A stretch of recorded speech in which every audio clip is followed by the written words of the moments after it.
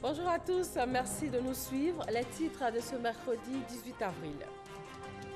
La Côte d'Ivoire et le Koweït ont signé 3 accords de coopération hier mardi à l'issue d'une rencontre entre le président ivoirien en visite officielle sur place et l'émir du Koweït. Il s'agit entre autres de la création d'une commission mixte de coopération entre les deux pays. Ouverture officielle du festival de musique urbaine d'Anoumabo FEMUA autour du thème jeunesse et immigration clandestine. Le Premier ministre a invité les jeunes à rester au pays et à saisir les opportunités qui leur sont offertes. En Syrie, une équipe de l'Organisation pour l'interdiction des armes chimiques est entrée à Douma ce mardi, 10 jours après l'attaque présumée au gaz toxique. La mission des experts a été retardée de 24 heures. Bienvenue à tous dans ce nouveau journal sur RTI 1. Il a quitté le Koweït après une visite officielle de 72 heures. Le chef de l'État ivoirien a obtenu du Fonds koweïtien pour le développement plus de 300 milliards de francs CFA pour le financement de 3 projets prioritaires. La construction d'un CHU à Abobo, le financement d'une partie de la réalisation de la baie de Cocody et la construction de 8 collèges et lycées d'excellence. Revenons sur le séjour koweïtien du président Alassane Ouattara. Il a eu une rencontre hier avec l'émir du Koweït. 3 accords de coopération ont été signés, portant notamment création d'une commission mixte de coopération entre les deux pays. Abiba Dambélé Saoué, envoyé spécial. Le palais de l'émir du Koweït accueille pour la première fois de son histoire un président ivoirien. Et ce grand honneur revient au président Alassane Ouattara, qui jouit d'une grande notoriété dans les monarchies du Golfe. L'émir du Koweït, son Altesse royale le Cheikh Sabah Al-Hamad Al-Jaber Al-Sabah, depuis son accession à la tête de la dynastie Al-Sabah, demeure le ciment national. Le Koweït, tout comme la Côte d'Ivoire, est l'un des 10 membres non permanents du Conseil de sécurité de l'ONU et membre de l'Organisation de la coopération islamique. L'émir Cheikh Al-Jaber Al-Sabah est le 15e dans la succession après le Cheikh Saad Al-Abdullah Al-Salem Al-Sabah. C'est cet État pétrolier de 4,2 millions d'habitants qui tire l'essentiel de ses revenus de la production pétrolière et des investissements réalisés à l'extérieur qui ont permis à la population de bénéficier d'un produit intérieur brut par habitant dépassant les 13 millions de francs CFA, qui accueille avec faste le président de la République de Côte d'Ivoire, Alassane Ouattara. Le chef de l'État se voit décerner la plus haute distinction honorifique du royaume par son Altesse royale, l'émir du Koweït. Le président ivoirien élève à son tour le Cheikh Sabah Al-Hamad Al-Jaber Al-Sabah au rang de Grand Croix de la République de Côte d'Ivoire, la distinction suprême en Côte d'Ivoire. Les deux personnalités ont ensuite le temps de magnifier l'excellence des relations entre la Côte d'Ivoire et le Koweït. Le Koweït qui a décidé en 2013 d'ouvrir une ligne exceptionnelle de crédit de 2 milliards de dollars au profit des pays africains.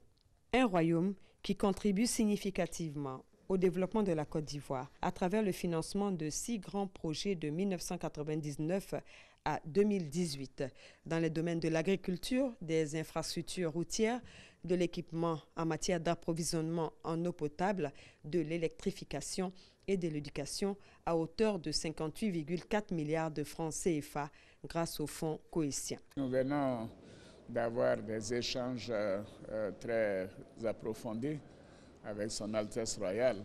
Et nous avons, vous savez, pour la première fois, la visite d'un chef d'État de Côte d'Ivoire au Koweït. Et nous considérons que c'est une grande marque d'honneur pour la Côte d'Ivoire, pour les Ivoiriens et pour ma modeste personne.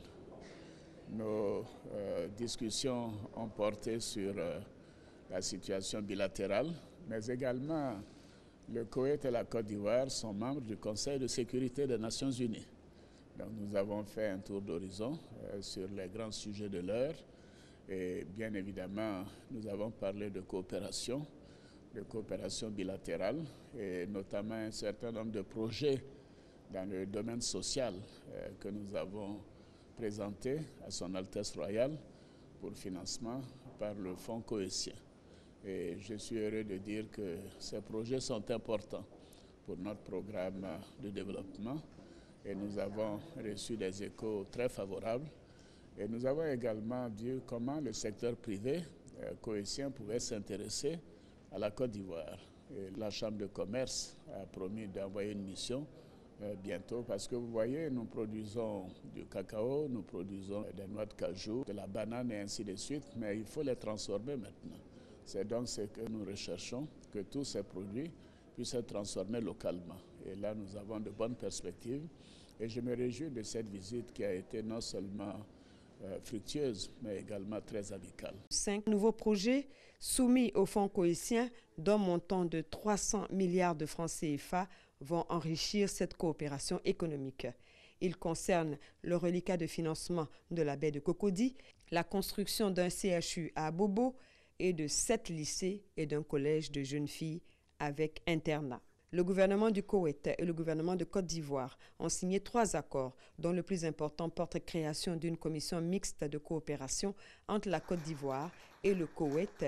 Le président Alassane Ouattara a rappelé l'objectif prioritaire de faire de la Côte d'Ivoire, à l'horizon 2020, un pays émergent grâce notamment à l'appui du Fonds cohésien pour un partenariat renforcé dans le domaine du financement des projets publics, de même que le renforcement du partenariat entre les secteurs privés des 2 pays. Le président de la République a invité l'émir du Koweït à effectuer une visite officielle en Côte d'Ivoire. Une forte délégation de la Chambre de commerce et d'industrie du Koweït a été reçue par le président ivoirien au Palais Royal Bayan où le président Alassane Ouattara a pris ses quartiers. Au centre de la rencontre, les opportunités d'affaires en Côte d'Ivoire, notamment la transformation des produits agricoles. Abiba Dambélé. Le président Alassane Ouattara à la conquête du Koweït, à la recherche de bons investisseurs pour accompagner le plan national de développement de son pays, la Côte d'Ivoire. Une forte délégation d'hommes d'affaires, membres de la Chambre de commerce et d'industrie, conduite par son vice-président Abdoul Wahal Al-Wazan, s'est dit vivement intéressé par les opportunités d'affaires en Côte d'Ivoire, notamment dans le secteur de la transformation des matières premières agricoles. La Chambre de commerce et d'industrie du Koweït a été créée en 1959. Elle est composée de 79 000 membres. À ce jour, cette institution a signé des accords de partenariat avec 7 pays africains, le Sénégal, le Soudan, l'Éthiopie, l'Égypte, l'Algérie, la Tunisie et le Maroc. Il ne fait plus aucun doute que la Côte d'Ivoire, première productrice mondiale de cacao, d'anacarde et de cola, premier pays exportateur africain d'huile de palme et de caoutchouc et 4e producteur mondial de café, saura séduire ses grands investisseurs.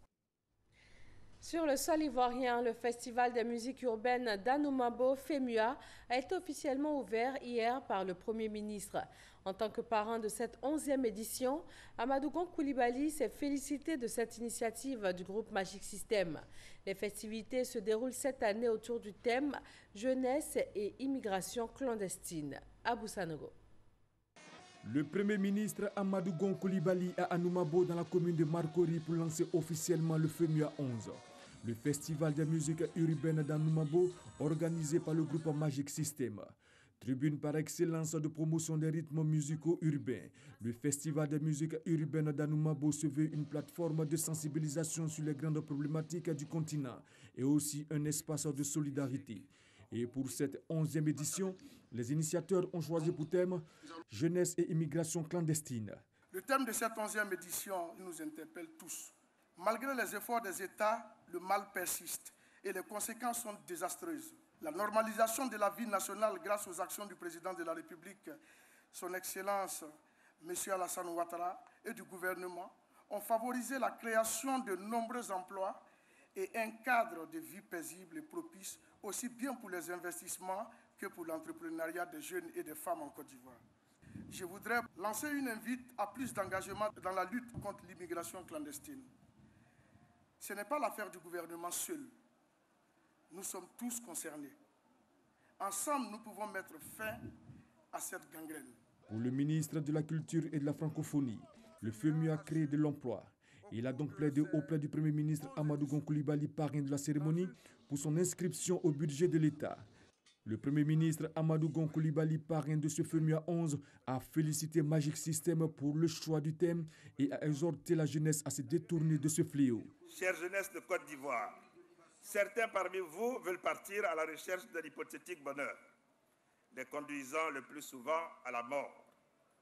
Nous allons tout faire pour créer les conditions de votre épanouissement dans votre pays. C'est le sens de notre mission aux côtés du président de la République, son Excellence M. Alassane Ouattara. Entendez les témoignages de vos frères et sœurs en Libye et ailleurs, partis dans des conditions catastrophiques et que le gouvernement a dû ramener au pays. Sachez, chers jeunes, que nous allons prendre encore plus soin de vous. Nous ne voulons pas que vous quittiez votre maison, vos familles. Nous allons tout faire pour que cela n'arrive plus jamais. Vous êtes une priorité pour le président de la République. La finalité des actions de votre président, c'est de créer des emplois, c'est d'améliorer vos conditions de vie. Puis le Premier ministre Amadou Gon Coulibaly a procédé à la pose symbolique de la première pierre d'une maternité qui sera bientôt construite par le groupe Magic System dans le département de Toumoudi. Le FEMUA 11 se décline en plusieurs activités, aussi bien à Abidjan qu'à Korogo. A été marqué par les battements du tam-tam parleur, des démonstrations de danse hatchan et aussi par des prestations artistiques. Isaïo. Tam-tam parleur, danse du terroir, ambiance des grands jours à Anoumambo, village situé dans la commune de Marcory. Le ton est ainsi donné pour le FEMUA 11, Festival de musique urbaine d'Anoumambo. Une libation pour implorer les membres des ancêtres afin qu'ils veillent sur le bon déroulement de la manifestation. Nous sommes la pure tradition africaine en pays ébloui au bord de la lagune Tobi. On bascule tout.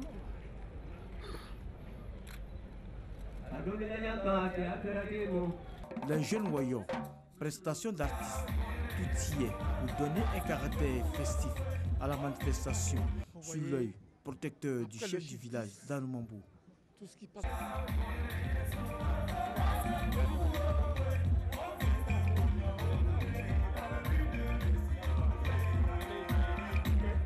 Le FEMUA, une occasion pour les artistes invités de démontrer leur talent et leur savoir-faire.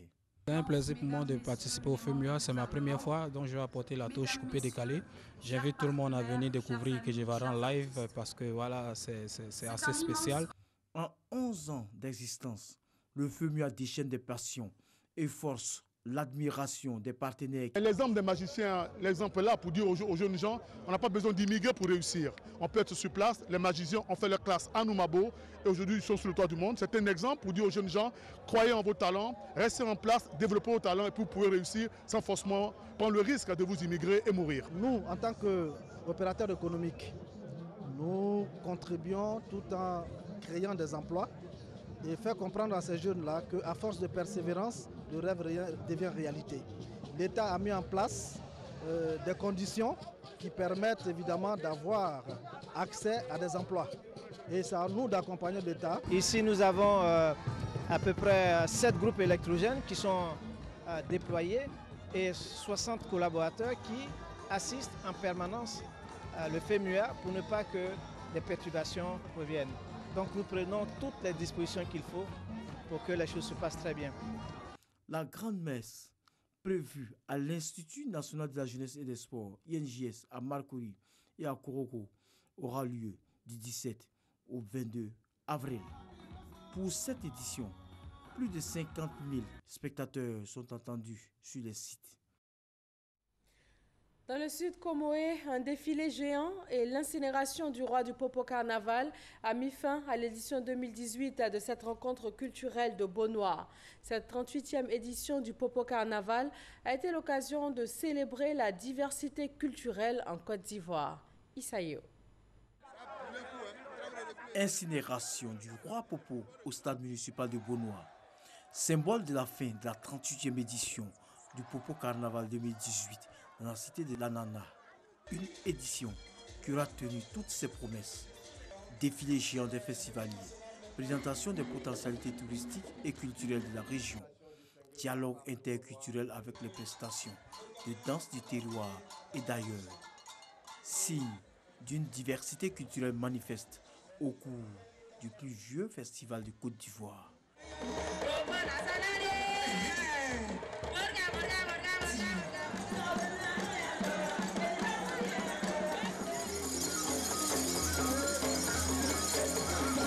C'est un événement très intéressant. La tradition me plaît beaucoup, comme le Abissa à Bassam. Alors je ne rate pas chaque fois d'assister ici. Le Popo Carnaval, c'est aussi et surtout le déguisement des festivaliers. C'est une seule fois dans une année, donc on en profite. Voilà, dans une fois dans l'année, comme tu l'as dit, on en profite et on s'amuse.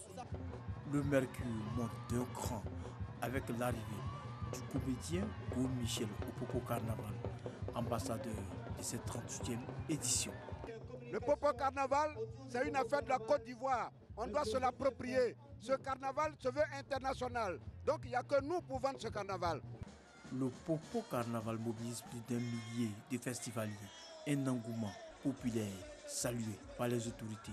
Le festival de Bonois est ancré dans le calendrier des arts et cultures de notre pays.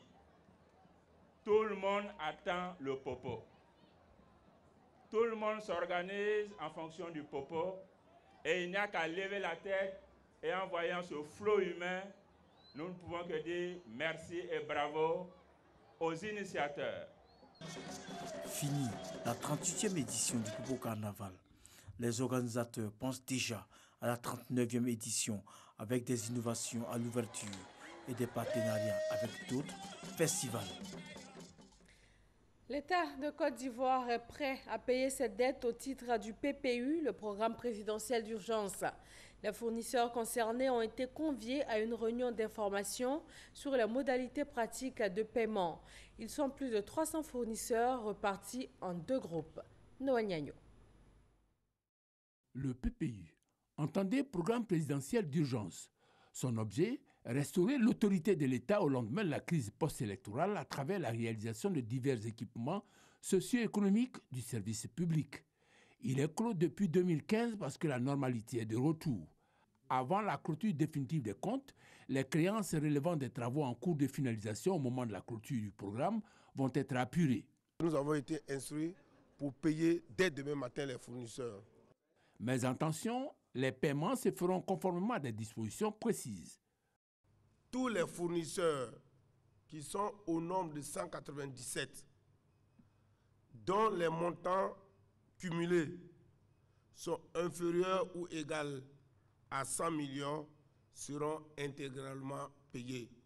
Quant à ceux dont le montant cumulé des factures est supérieur à 100 millions, un pourcentage sera déterminé selon le niveau de validation avec comme option de traitement des efforts de paiement cash et d'autres modalités à convenir. Ces 2 types de créanciers sont tenus d'observer des conditions pour faciliter les paiements. Il faudrait que le dossier physique validé, transmis par l'IGF ou le BNET, doit comporter obligatoirement un RIB et une attestation de régularisation fiscale. Les dossiers qui ne comporteront pas de RIB ou qui en comporteront plusieurs feront l'objet d'une régulation préalable par les services de l'ex-PPU avant paiement. Les dispositions relatives à la législation sur les marchés publics devraient être respectées. Autre bonne nouvelle en direction des fournisseurs de l'État central, l'appurement de la dette intérieure au titre de l'exercice 2017, et cela depuis janvier 2018.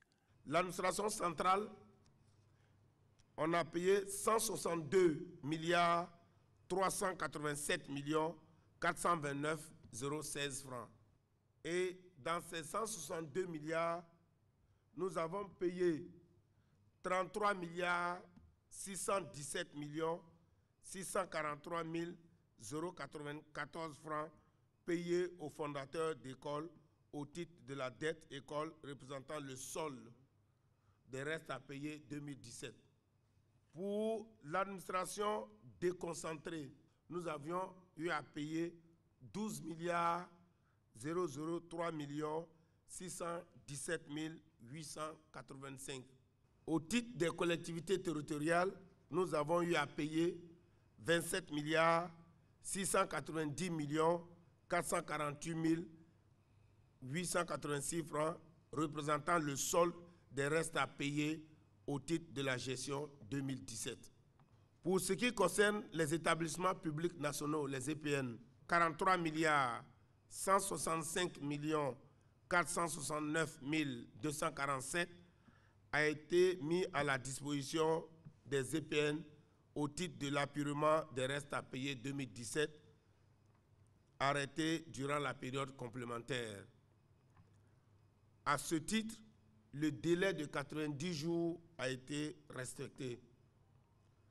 À ce jour, il reste un solde de 8 milliards 133 millions 263 197 qui sera payé dans les jours à venir. Il n'y a donc pas d'arrêt de paiement au titre de la gestion 2017. Notons qu'ils sont plus de 300 fournisseurs de l'État qui vont passer à la caisse. Une bouffée d'oxygène pour ces opérateurs. Voilà 3 semaines que les populations de la ville de Bouaké n'ont pas accès à l'eau potable. Un des principaux barrages qui approvisionne la ville, le Loka, à Tari. Le gouvernement a donc décidé de la création de forages à travers la ville. Les travaux ont démarré. Une dizaine de barrages sont prévus pour réduire le déficit en eau. Kader Sogodogo. 3 quarts de la ville de Bouaké connaît une pénurie d'eau sans précédent. 3 semaines que la population, à l'aide de bidons, de seaux ou de cuvettes, sont obligés de se tourner vers des puits. La cause, la Loka, est un des principaux barrages qui alimente le réseau de distribution de la SODECI à Tari. Avec l'utilisation de camions-citernes comme moyen de ravitaillement, le gouvernement vient de décider la réalisation d'une dizaine de forages pour alimenter le réseau de distribution. Les travaux ont démarré. Aujourd'hui, c'est le lancement des travaux de ces forages. Comme vous le voyez, les travaux ont commencé. Les forages sont en train d'être faits pour justement soulager, n'est-ce pas, les populations. Il y a un certain nombre de forages qui va être fait. On va traiter l'eau sur place au niveau des forages et puis injecter cette eau-là directement dans le réseau pour soulager les populations. Il y aura beaucoup de forages, ce n'est pas seulement sur ce site, pratiquement dans tous les quartiers, afin de soulager les populations. Les travaux iront vite avec l'utilisation de techniques de nouvelle génération. Une machine de dernière génération avec un compresseur électronique et des sondes incorporées. C'est-à-dire que toutes les alertes nous sont faites immédiatement. J'ai même un logiciel incorporé qui est sur ma tablette, comme en ce moment je suis moi-même à la tâche. Voilà, mais dès que je m'installerai sur mon ordinateur, je pourrai avoir une vue en caméra, même des travaux de fond. Le lancement des forages permettra, n'est-ce pas, nous permettra d'augmenter notre capacité de production et pour pouvoir établir, n'est-ce pas, rétablir un peu un minimum de qualité de service au niveau de la population. En attendant la fin des travaux de forage à Bouaké, chacun se débrouille pour avoir de l'eau pour les besoins au quotidien. Dans le domaine de la téléphonie mobile, la date limite de la deuxième campagne d'identification des abonnés a été prorogée jusqu'au 30 avril prochain.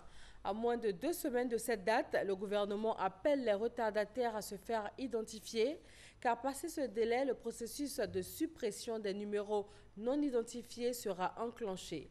Lancine Bakayoko. La deuxième campagne d'identification des abonnés devait initialement s'achever le 31 mars 2018. Mais à cause des problèmes liés en grande partie aux difficultés dans l'établissement des pièces d'identité, le gouvernement a exceptionnellement prorogé la fin de l'opération au 30 avril prochain. Si fin avril, quelqu'un n'est pas identifié conformément au décret, il a mai et juin pour se mettre en règle pendant qu'il reçoit des appels mais il ne met pas. Passer ce délai, fin juin, le numéro peut le jeter. Dans un contexte de lutte contre le terrorisme et la cybercriminalité, les pouvoirs publics veulent éliminer les cartes SIM mal ou non identifiées sur le réseau. C'est important pour la sécurité de l'État. On ne peut plus jouer avec. Chez nous ici, bon, je dois dire qu'on plaisantait avec. Moi, je suis allé en Corée. Je n'ai pas pu donner un coup de fil jusqu'à ce que je suis revenu. Je suis allé au Japon. c'était pareil. Pour cette opération d'identification des abonnés, l'autorité de régulation des télécommunications a prescrit l'unique usage des pièces biométriques, restreint l'identification aux seuls locaux des opérateurs télécoms et de leurs prestataires agréés. À ce jour, environ 65% des 32 millions d'abonnés ont déjà été identifiés. La Commission d'accès à l'information d'intérêt public et aux documents publics planche sur l'application de la loi relative à l'accès à l'information publique. Des agents du ministère de l'Industrie et des Mines ont été formés sur la question. Grâce Kando. Amener les organismes publics à rompre avec les procédures administratives en matière d'accès des populations à l'information et aux documents publics, c'est ce qui motive cette formation à l'intention des agents du ministère de l'Industrie et des Mines. Depuis la prise de la loi et du décret, nous avons constaté qu'il y a eu assez de campagnes de sensibilisation. Maintenant, il faut passer à l'acte, mais tout cela demande un contexte dans les ministères, dans l'administration publique. Tout cela demande des moyens à mettre à la disposition des fonctionnaires afin qu'ils puissent être à même de pouvoir donner ces informations. C'est très important qu'il y ait cet atelier des services étatiques qui viennent s'imprégner pour savoir qu'est-ce qu'ils doivent faire pour pouvoir apporter l'essentiel à la population ivoirienne. 3 ans après l'entrée en fonction officielle de la Commission d'accès à l'information d'intérêt public et aux documents publics KIDP, l'heure est au bilan. Selon son président Kébé Yacouba, ce bilan est mitigé. Certains organismes publics coopèrent avec une relative diligence aux demandes des documents publics, tandis que d'autres, par contre, font la rétention de l'information ou du document public. Aux côtés de la KIDP, la Fondation Friedrich Ebert apporte son appui financier et technique.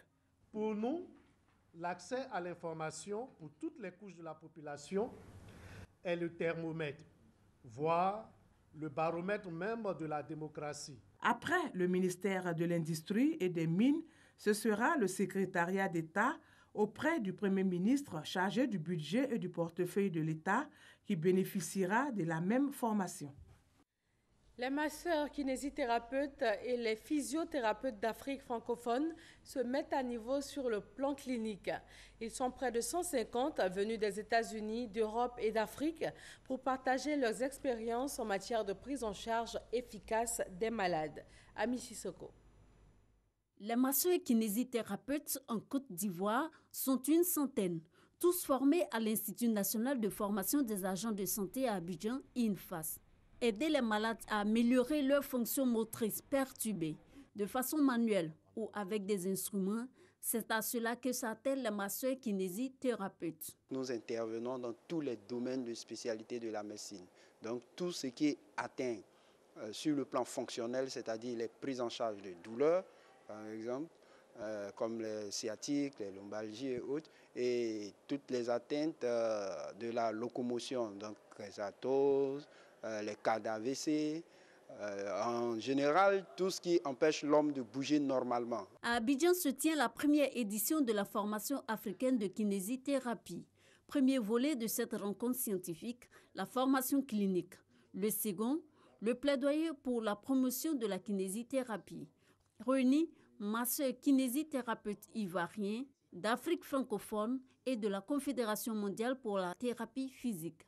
Occasion pour ces derniers de les outiller. Nous avons choisi des conditions cliniques qui ont été jugées prioritaires par les kinésithérapeutes. On va parler de cervicalgie et de lombalgie. Il y a un module en kiné respiratoire et un module en réhabilitation cardiovasculaire. Le masseur kinésithérapeute est un professionnel de santé. Il intervient sur prescription médicale. Son rôle dans la prise en charge des cas de lombalgie, douleurs chroniques, cervicalgie et autres est crucial. Le massage, c'est un des éléments qu'on utilise pour faire les soins. Mais dans certains cas, on ne masse pas. Dans les cas d'AVC, on parle de reprogrammation du schéma moteur au niveau central. C'est-à-dire la personne a perdu tout le sens au niveau du cerveau de la locomotion de son côté paralysé. Ça, ce n'est pas des massages qui vont le faire. Au contraire, dans ce phénomène, il y a ce qu'on appelle la spasticité qui les fait se rétracter et c'est les massages qui engendrent ça. Donc, quelqu'un qui a fait un AVC, il ne faut même pas essayer de masser. La rencontre d'Abidjan des masseurs kinésithérapeutes d'Afrique est aussi un cadre d'échange d'expérience. On dénomme 450 000 masseurs kinésithérapeutes à travers 130 pays. Dans l'actualité internationale en Syrie, une équipe de l'Organisation pour l'interdiction des armes chimiques est entrée à Douma ce mardi, 10 jours après l'attaque présumée au gaz toxique. La mission des experts de l'OIAC a été retardée de 24 heures. L'ambassadeur américain a d'ailleurs clairement dit que les Russes pourraient avoir visité le site de l'attaque dans l'intention de contrecarrer les efforts des experts. Mais les Russes se défendent de toute tentative d'entraver le travail des inspecteurs. Et c'est tout pour ce journal de 13 heures. Agréable journée à tous sur RTI1.